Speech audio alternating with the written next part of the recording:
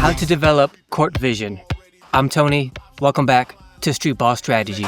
Bounce pass, lob or the pull up clean. Split the seam, see the scheme. I'm a hoops machine. Court vision, that's the mission. See the gaps in the space. Every move's intuition, every cut leaves a trace. Today we're talking about developing your court vision as a player. For those of you who don't know what that means or are not sure, court vision essentially is the ability to see what's going on out here, evaluate it, analyze it, understand it as quickly and simply as possible. It can sound pretty simple when you say it like that, but when you take into consideration the number of players you have out here, their distance and proportion, and it sounds kind of simple when you say it like that, but when you take into account the number of players you have out here, where they're moving, how they're moving, their formations, where the ball is moving, when you take all that into consideration, it can be kind of complicated. In that sense, basketball is always kind of a moving puzzle that you're continuously analyzing. And you want to be able to analyze that puzzle, understand it, and come up with solutions as quickly and easily as possible. So today we're going to talk about how you can go about trying to develop that skill as a basketball player. First of all, I want to preface this video by saying I'm probably not the exact right person, the appropriate player to try to educate you when it comes to court vision. The reason I say that is because on this channel, I say often that I don't have traditional basketball talent. I don't even have the average quality or amount of talent that you would see out here in the average recreational basketball player. But I love the game anyway, and so I worked really hard just to sort of get to that average level. So no, I don't have traditional basketball talent. I can't just naturally shoot the ball well. I'm not naturally explosive when it comes to jumping or running. But if I do have any sort of basketball talent, especially when it comes to basketball skill, it is being able to see and understand what's happening on the court. I do genuinely feel I have a talent for court awareness. I have an innate understanding of the game, like from the perspective of a coach. I've always said that I would have always been a much better coach than I ever was a player, because I just naturally see and understand the game. So because court vision, you could say, is a talent of mine, when you're talented at something, when it comes naturally to you, it's not all that easy to just teach that skill to someone else, because you base that skill on the talent that you're born with. So like if Michael Jordan or Vince Carter was trying to teach you how to jump high, they can only do that so well because they're naturally born with the ability to be explosive jumpers. Now, obviously, with any talent, you should put in the time and effort to develop it and get everything you can out of it. But because you're naturally gifted at it, you can only understand and teach it so much to other players, which is a big reason why the vast majority of this channel exists. It's the kind of the idea of those who can do and those who can't teach. I can't play ball anymore. I'm broken down and retired, so therefore I teach the game now instead. But when it comes to court vision, I would probably not be as good to educate people on that subject because it's one of the only talents I have. I didn't go through the arduous learning process of how to start it, develop it, and master it as probably most other players do. But I still think I can give you guys some advice of how you can work on it and develop it, even though I probably didn't have to go through that process as deeply as you're probably going to have to go through it. That being said, let's start with the physical aspect of trying to develop court awareness, because a lot of times on this channel, when it comes to many topics, I approach them from the physical, mental, and psychological aspects. Because just for me, and the way I look at the game and I understand the game, the way my brain works, to break the game down as simply as possible, these topics down as simply as possible, I think approaching it from those three aspects is really simple, and just because it's simple doesn't mean it's not effective. So starting with physically, how do you start physically developing court vision? It's all about your position on the court, your physical position in correlation to your teammates and your opponents and to the basketball. Now, the way I'm going to describe this is going to sound way more complicated than it is, because when you're actually out here and you experience it time after time and you start to pay attention to it and get an understanding of it, it becomes much more innate and intuitive. But the way I'm going to describe it is going to sound more complicated than it actually is.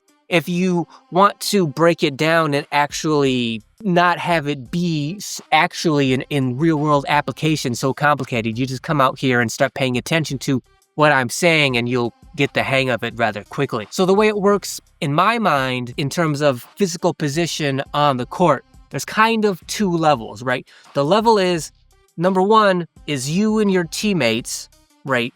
Where are you guys positioned on the court in correlation to each other? And thus, where are your opponents as well? And that, it doesn't matter if you're on offense or defense, that's kind of the first level. When you're talking about actual physical human bodies, where are they on the court in correlation to each other? The second level to that, to me, the way it works in my mind is, where is the basketball in correlation to all of that? Because the ball is much more important than any actual player on the court, right? It's like your body, the players, they're the vehicles to move the ball around the court to where it needs to be. But the ball is the most important physical aspect of basketball that you interface with. So the second level is the basketball and where the basketball is, but that also includes the basket, except for the difference with the basket is the basket doesn't move, right? The stanchion, the basket, it's always in the exact same place. So fortunately, you never really have to take into consideration where the basket is, because as long as you have good court awareness, meaning like regardless of where you are on the court, where the basket is in relation to yourself, as long as you have that awareness, then the good thing is, because the basket never moves, you don't really ever have to take that into consideration. But because the ball is constantly moving and the players on the court are constantly moving, that can lead to your court awareness becoming more complicated. Now, from a purely physical standpoint, it would be great for you to have the best, like the ideal kind of court awareness if you're the tallest person on the court. Because if you're the tallest person, that means you can see over everyone else on the court, and thus you can see where everyone is, where everyone's moving, and you can see all of the potential angles that are available to you. For me, I'm 5'8", so in my area, my city, I was average at best in terms of height. So usually like people were around my size, but often they were taller than me. It was very rare that I was taller than anyone else. So for me, I couldn't see over the rest of the court. So I had to deal with being eye level with everything and trying to find angles that way. Now, this is where I kind of differentiate myself from many other players, because even though I'm at eye level with everyone else, once I started to develop my talent for court vision, in my mind, I would start seeing the court and the players and the ball and the movement and the formations on the court. In my mind, I would start seeing it from a top-down level, meaning like, you know, in basketball, where in the NBA, when you see, or if you're playing 2K and you have the camera set where like, instead of the camera being behind where you are, so you get the sort of player's point of view, the camera is up above everyone shooting straight down so that you can see like the top of the players' heads. And now you can see from that point of view where everyone is, where the ball is, where the spaces are, the angles are. In my mind, that's the way I would start to see the court when I was out here playing. I don't know if anyone else sees the court that way, but that's the way it appears to me in my mind once I started to really develop my own court vision. The reason I bring that up is because when we're talking about physically setting up, trying to construct your ideal court vision, your positioning on the court, what you're looking for is where's everybody located, what kind of formation is being formed by where everyone is located, and then what are the angles that are presenting themselves from that formation. Many players look at their teammates. If you're on offense and you have the ball in your hand, you're the ball handler, and you're looking around at your teammates, what you see is where they are on the court and maybe what kind of angles you have to each specific player. But I think it is at least just as important to be aware of, notice where the empty spaces are the court. If you're playing 4-on-4, okay, and you and your teammates are all spread out around the perimeter, you're at the top, you got 2 over here and 1 in a corner, and you're all around the perimeter, and thus your defenders are in correlation to each player, well, that means all of the open space is down around the paint and in that opposite corner where you don't have a teammate and thus there is no defender. All that open space, to me, always represented opportunity. It represented options. Sure, I have the angles to my teammates that I can see using my court vision, like, okay, teammate here, teammate over there in the corner. Yes, that's the angles, but all of that open space in that corner and down by the basket, by the paint, over in that wing, all of that open space represents options and opportunity.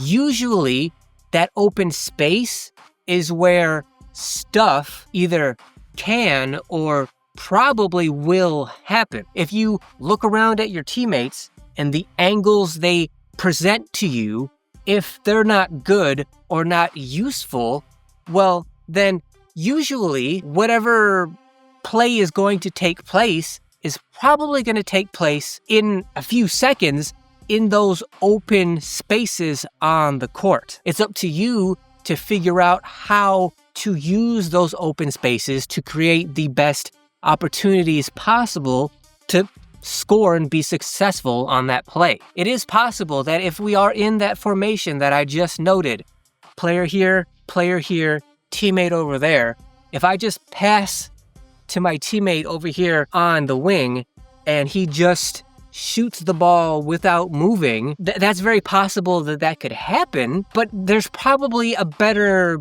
scoring opportunity that can be created simply by 1 or 2 of your teammates moving into a different position, creating different angles on the court. So when we're talking about physically establishing good court position from the way you evaluate how the court looks and the angles of which you're presented with, it's all about you and your teammates physically moving into positions on the court so that you can give yourself the best opportunities at the best angles to be able to score with. Again, that sounds complicated, and I'm definitely making it sound more complicated than it actually is. When you're on the court and you're playing and you're moving and you're just sort of trying to intuitively give yourself better position so you can score it easier, and you're like as easy as possible, you'll just sort of notice it, right? But if you don't put that kind of thought into it, then you won't really have a comprehensive understanding of actually what's going on. Like, it's good to sort of get out here and just move around and notice when you have better position in certain situations than others.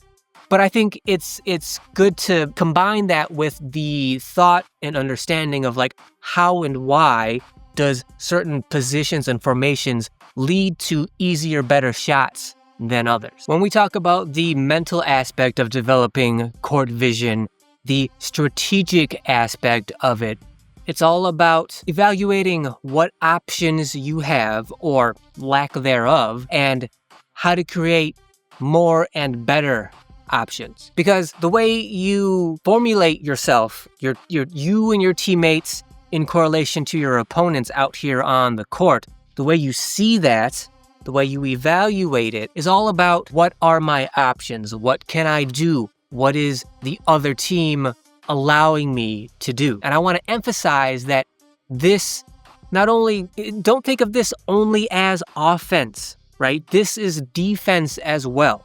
Just because you're on defense and you don't have possession of the ball doesn't mean you can only react to what the offense does. On defense, you have options as well. So as I'm discussing this, don't only think of it from an offensive standpoint. So mentally, strategically, when you're evaluating court vision out here, you're looking for options. What are your options? What are your opportunities? How can you make them better? How can you optimize them? What's the ideal outcome from the options that you currently have? If your options and your opportunities are few and far between, they're not good, well, that's when you and your teammates are going to have to move, right? And create different spacing, different angles and formations so that thus you have better options. The question becomes, okay, but how do I know? How do I know when I have good options? How do I know when the opportunity is ideal? And the only real answer to that is experience. You have to experience what it's like when you see a certain formation, when you see certain angles, when you see your teammate on a certain angle to you in correlation to the basketball and correlation to the basket itself. When you see that certain formation with whatever spacing and opportunities thus come from that spacing, and a good quality shot comes from it, hopefully one that scores a basket, remember all of that, right? Remember that spacing, remember that angle, remember where you were, remember where your teammate was, or at least remember the spacing and the angle. Remember where he was in relation to you and in relation to the basket and relation to the basketball. Sounds complicated, gets more intuitive the more you experience it. At the very least, you want to remember that general sort of formation so that in the future you recognize it again.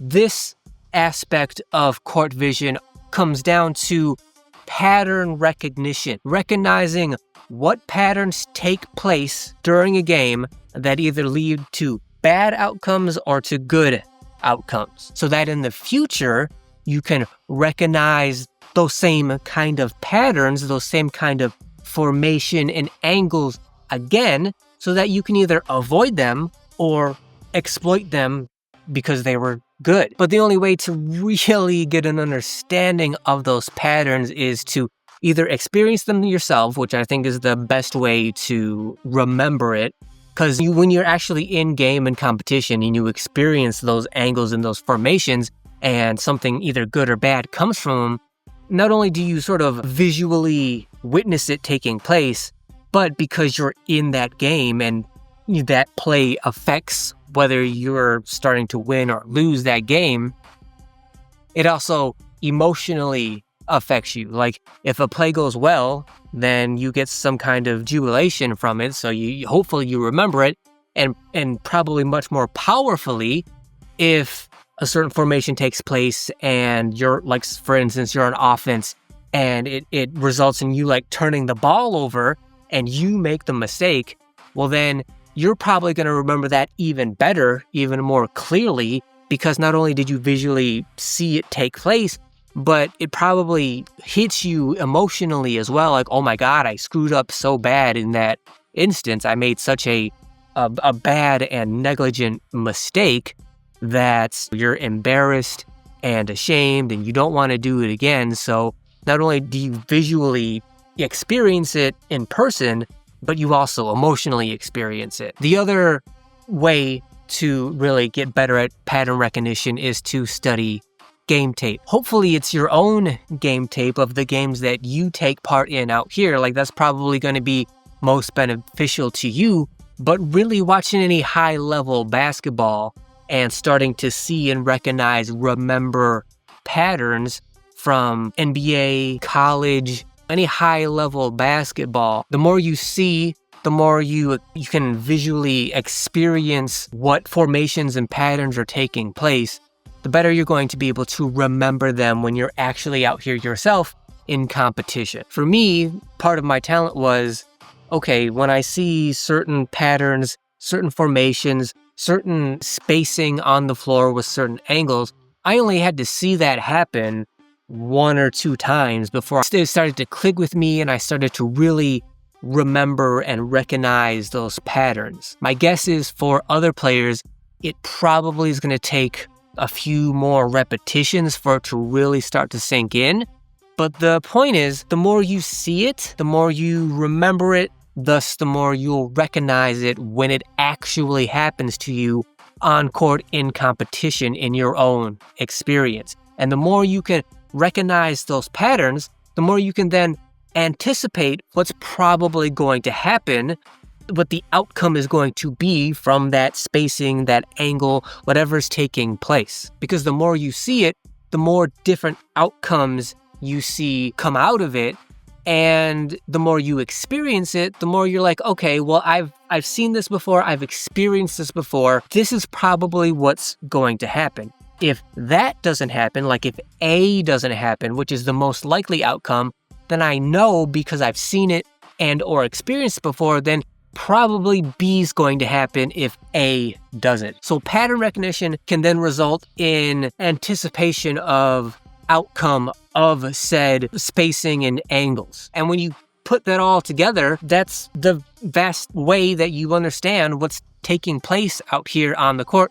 Not only that, but being able to anticipate what's probably going to happen. The ideal outcome of court vision is being able to anticipate what's going to happen at the end of the current play so that you can execute that current play to the best of your ability to either achieve the desired outcome or to disrupt it if, say, you're on defense. But to get to that end goal, you really have to get good at pattern recognition. And there's really no other way to get there than to put in the repetitions of experience it or studying it to understand it. So you might be saying, okay, like that's understandable. The physical aspect, the mental or strategic aspect of trying to develop your court vision, I'm making it sound complicated, but essentially it does make sense. What about the psychological aspect of trying to develop your court vision? How does that work? Because psychologically, that usually means feelings, right? Your emotions that factor in. How does that play into developing your court vision? And to me, there's 2 main factors that come to the psychological end of developing your court vision. And the first one is everything you do in relation to how you see the court or how you try to manipulate the court so that your court vision is better, meaning you have better angles, better positioning, better spacing, is all about benefiting your team. Let me give you an example of something that happened to me a few weeks ago.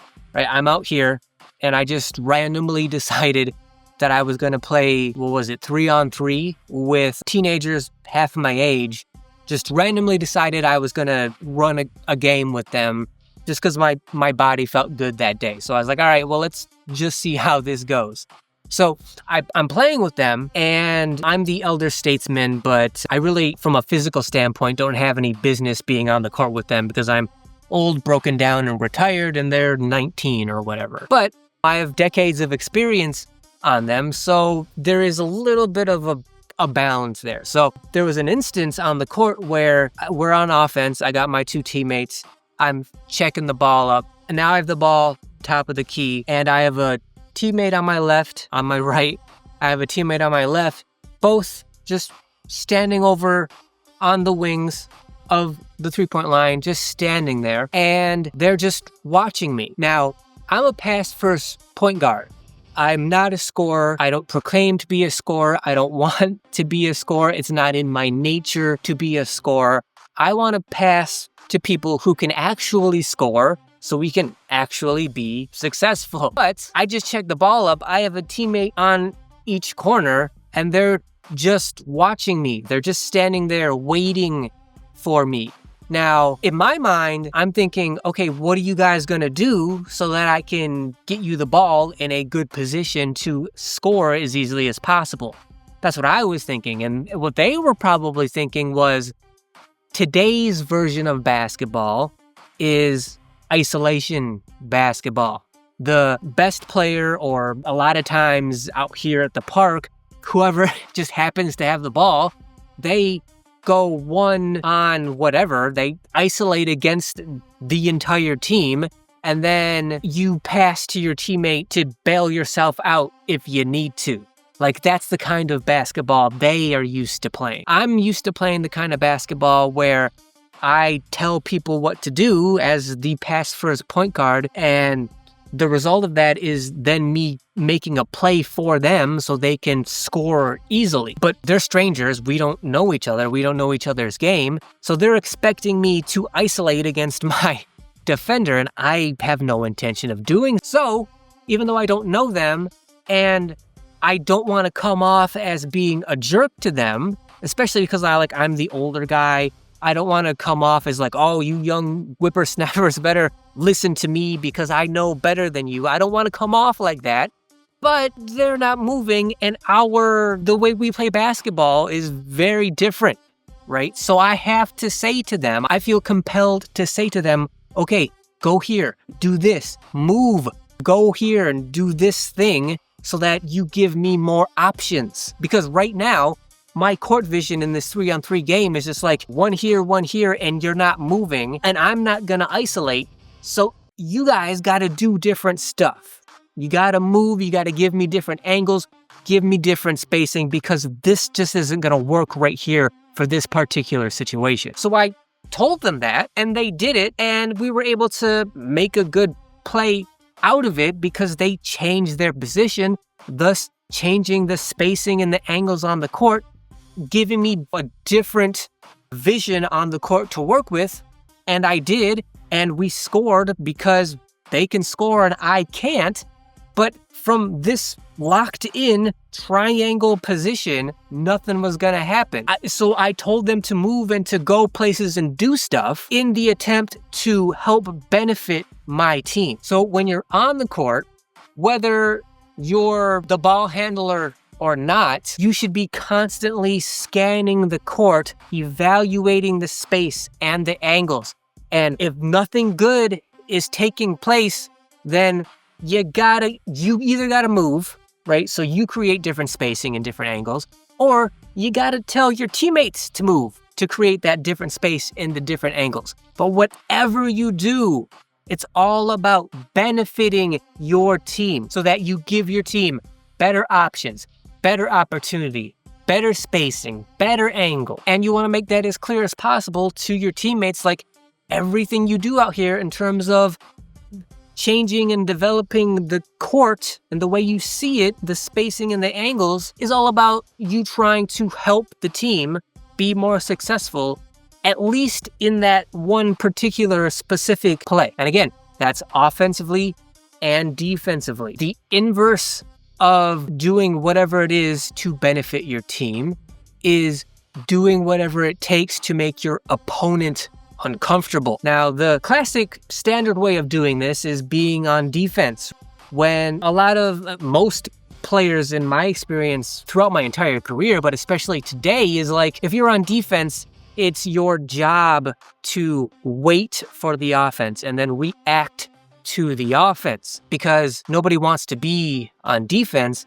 Real defense takes real hustle and real effort, and nobody wants to do that.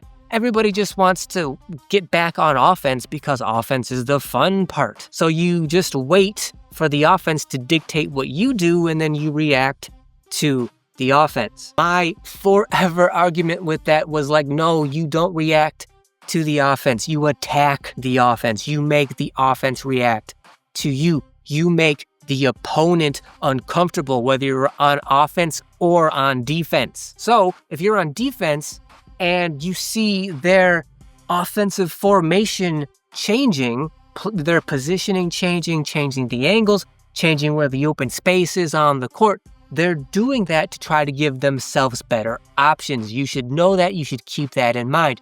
When they're doing that, try to understand what they're doing, what they're trying to accomplish, and take that away from them. Take those angles, take that spacing away from them. Just because the guy you're guarding moves doesn't mean you have to move with him, or you don't have to follow his pattern.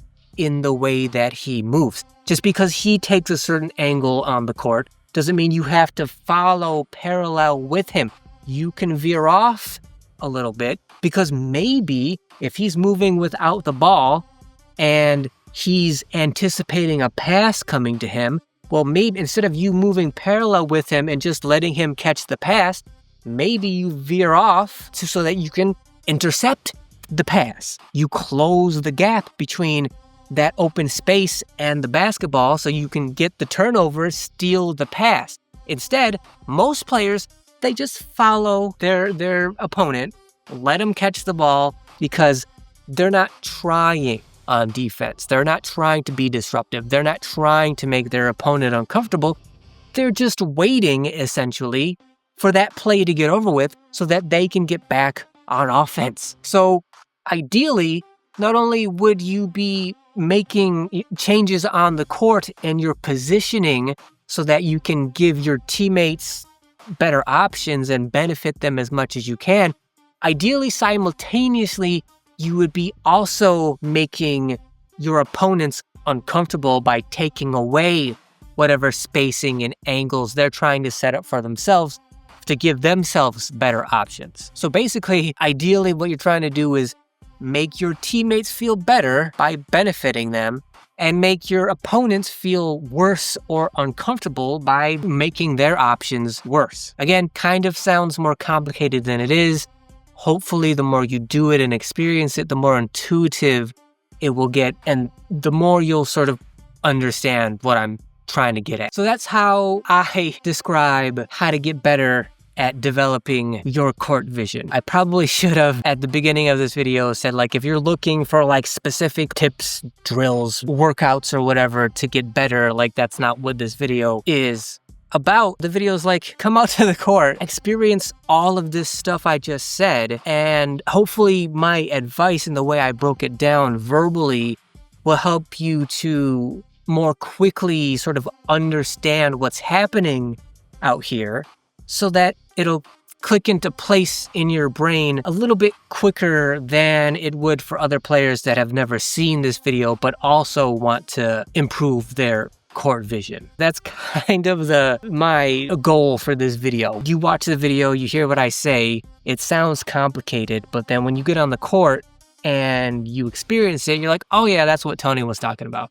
Okay, I understand this now, and hopefully for you, it clicks in and the understanding comes a little bit quicker for you than it would for someone else who hasn't seen this video. So I want to thank you guys for watching. If you like this video, if you found it interesting in any way, if you think it's going to help you to develop court vision a little bit quicker than your contemporaries, then please subscribe to the channel. And let us know down in the comments, how do you develop your court vision? When you're out here on the court and you're trying to evaluate and understand what's going on, what happens in your mind? Like, how do you break it down to make it as quick and simple and easy and as fast as possible? But before you comment, make sure you hit that thanks button down below, because not only does hitting that thanks button highlight any comment you make, making it stand out from whatever other comments, but it also directly supports the channel. So for anyone that does hit that thanks button, know I genuinely appreciate it. As always, like, share, comment, like I said, make sure you hit that notification bell so you're notified whenever any video goes live on this channel. And until then,